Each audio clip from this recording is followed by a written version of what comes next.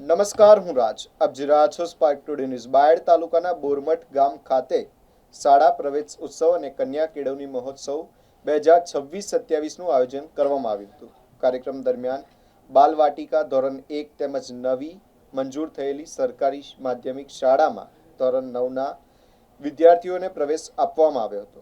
કાર્યક્રમમાં મુખ્ય મહેમાન તરીકે ધારાસભ્ય ધવલસિંહ ઝાલા ઉપસ્થિત રહ્યા હતા. આ પ્રસંગે નવા પ્રવેશ મેળવનાર વિદ્યાર્થીઓને સ્કૂલ બેગ અને શૈક્ષણિક કીટનું વિતરણ કરવામાં આવ્યું હતું.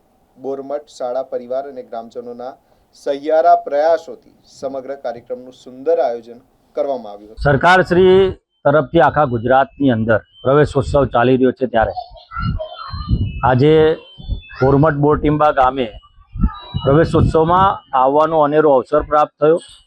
આનંદની વાત એ છે કે વર્ષોથી આ ગામો આજુબાજુના ગામોની એક તકલીફ હતી કે ભાઈ માધ્યમિક શાળા અહીંયા બને, અને આજે 9મું ધોરણ અહીંયા ચાલુ થયું.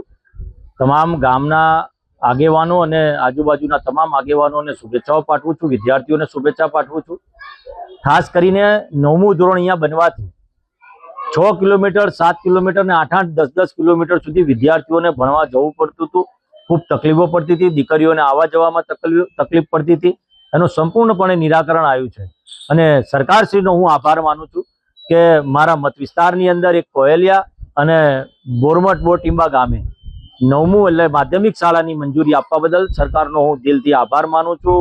શિક્ષણ મંત્રી અને માન્ય મુખ્યમંત્રી શ્રી અને નાયબ મુખ્યમંત્રી શ્રીનો પણ દિલથી આભાર માનું છું.